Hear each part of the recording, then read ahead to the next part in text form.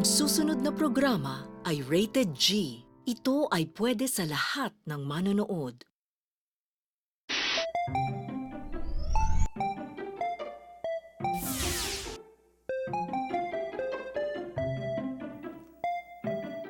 Wow! Ang sarap talaga ng bayabas pag hinog na. Tamis!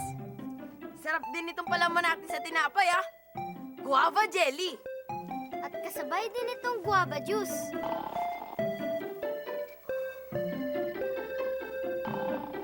Ano yun?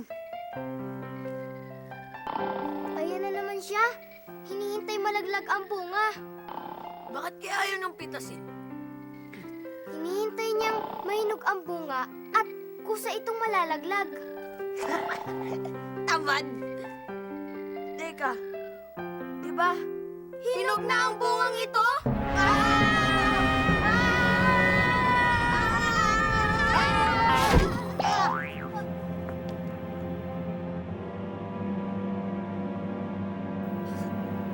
Na tayo dun ah. Why not ampalaya? Why not munggo at kalabasa? Why not gatas at keso? Why not, why not? Why not ampalaya? Why not munggo at kalabasa? Why not gatas at keso? Why not, why not? Why not, why not? Why not, why not? Why not, why not? Why not? Why not?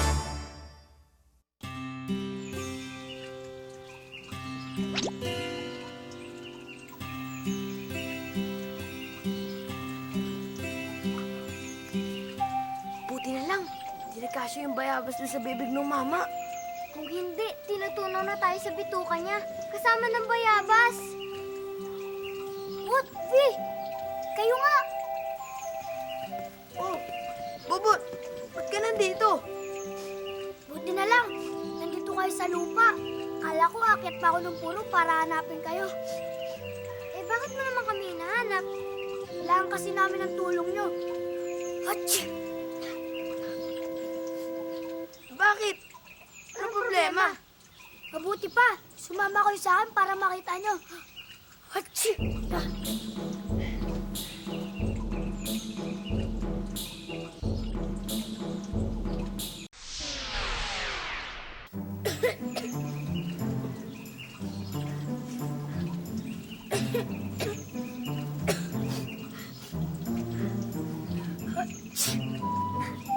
Anong nangyari dito? Naulanan kami ng kaunti. Bigla kami sinipon at inubo. Naku, mahina ang resistensya nyo. Kaya kayo madaling sipunin. Mukhang kulang kayo sa vitamins. Lalo na sa vitamin C.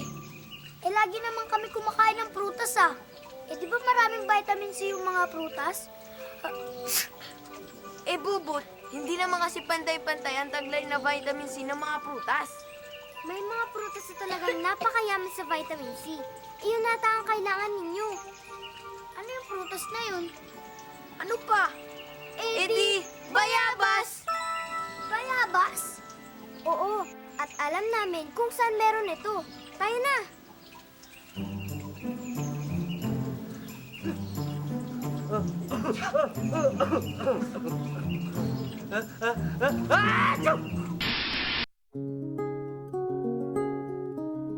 Oblong po siya at may corona sa puwet. Bilog, kulay green. Bilog po. Paoblong po ito at may corona. Pabilog na may koron. Mapakla po ito kapag hilaw at matamis po ito kung hinog.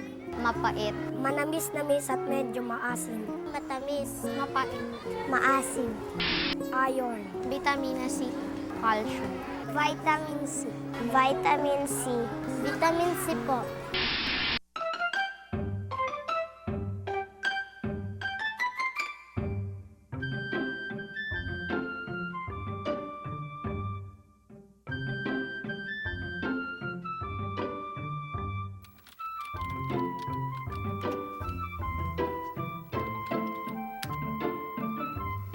Ayon sa aking pananaliksik, ang scientific name ng prutas na ito ay Psydium guayaba. Sa salitang Espanyol, ang puno ay tinatawag na guayabo. Ang bunga ay guayaba. Sa France, ito ay goyave o goyavie. Sa Dutch, hinayaba. Sa Hawaii, guawa. Sa Guam, abas. At sa Pilipinas ay bayabas. Nung bata pa kami, ang hilig naming gawin ay umakyat sa puno ng bayabas sa bakuran ng lolo ko. Maghapon na kami ng mga kaibigan ko doon, nilalantakan ang lahat ng bunga. Matatamis at malalambot ang hinog na bunga.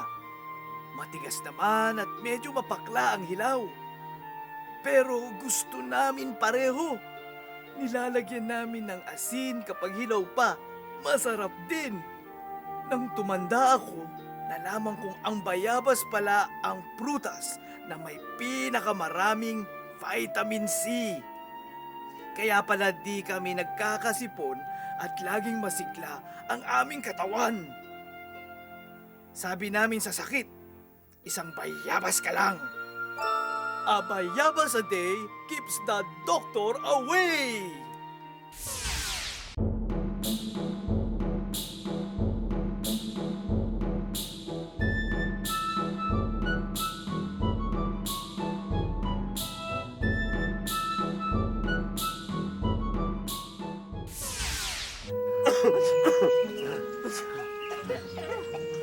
Sandali, malayo pa ba ang lakbay natin? Medyo pagod na ako eh. Naku, malayo-layo pa po eh. Leon! Nako! Ang swerte ko naman! Ang sarap tanghalian ng mga ito! Naku, Ginoong Ibon, huwag niyo po kaming gawing tanghalian. Gutom na gutom na ako eh!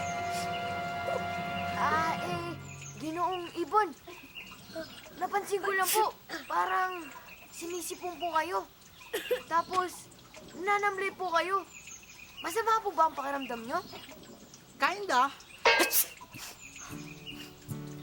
May solusyon po kami dyan. Sa katunayan, papunta po kami sa puno ng prutas na siksik sa vitamin C. Eh, kumakain din naman ako ng prutas eh. Sinisipon pa rin ako. Hatsi! Iba po itong bayabas. Tama sila, Ginoong Ibon. Ang bayabas ay kabilang sa tinatawag na superfruits. Sagana kasi ito sa dietary fiber, vitamin A at vitamin C, folic acid at mga mineral tulad ng potassium, copper at manganese. Ang vitamin C ng isang bayabas ay katumbas ng vitamin C ng 30 kalamansi. Sige, susubukan ko nga yung bayabas na yan. Ginoong Ibon, total, malayo pa naman po yung punong yun. At medyo po masama ang pakiramdam ng mga kasamahan namin. Pwede po ba kaming makisakay sa inyo? Ganon? Gawin pa akong airplane. Hatsi!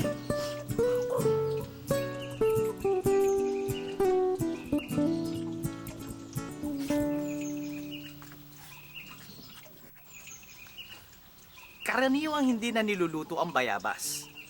Wala nang paghahandang ginagawa bago ito kainin. Diretsong kagat, lasap agad ang sarap. Tama agad ang sustansya. Pero linisin muna bago kainin ha. Pero alam nyo ba na may mga pagkain na sinasangkapan pa rin ng bayabas? O gawa sa bayabas mismo?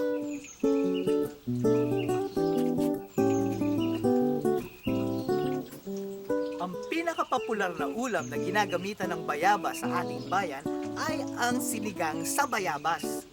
Sa halip na sampalok o kamatis, sariwang bayabas ang inilalagay para umasim ang sabaw. Kakaiba ang asim ng sinigang sa bayabas. Kakaiba rin ang sustansya nito.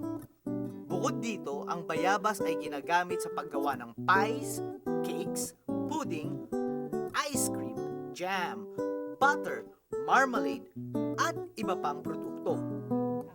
Ang natuyong bayabas ay maaaring gawing powder o pulbos at gamitin na pampalasa sa ice cream, fruit juice, o pakuluan sa asukal para maging jelly.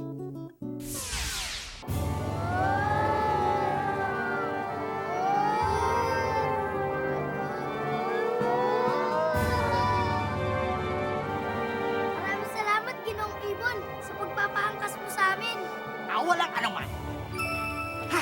Mais! Sandali lang ha! Stop over muna tayo!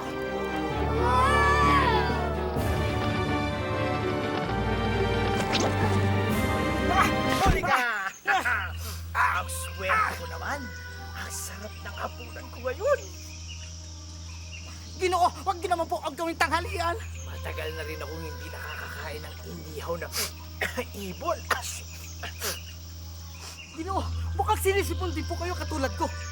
Ginoo, ayan po ang puno ng bayabas. Isang prutas na hitik sa vitamin C na tutulong sa ating katawan para lumakas laban sa sakit, Ginoo. Achoo! Talaga? Masarap na, masustansya pa. Mas makabubuti po na yan po kakainin nyo, Ginoo. Hindi ko rin naisip na kainin ng mga bayabas eh. Naantok nga ako sa kakaantay na may ibon na dumapo dito sa bitag ko. Sige, masubukan nga.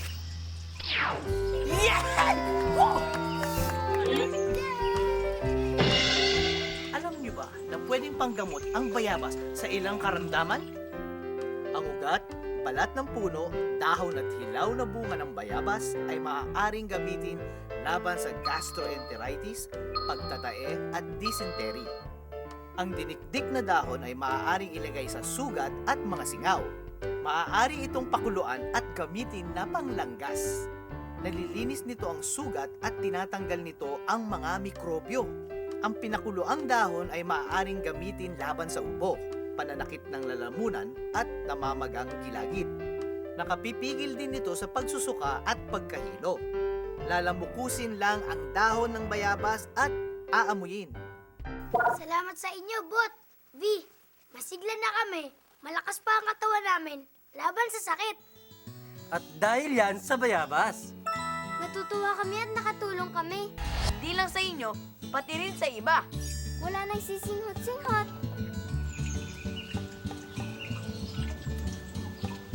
Kaya tandaan, ugaliing magbayabas kasama ng sari-saring masusustansyang pagkain. Na dapat nating kainin araw-araw.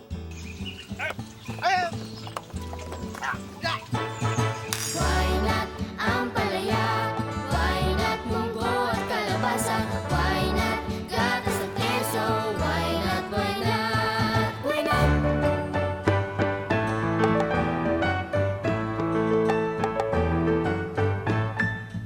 Kanin, mais at kamote,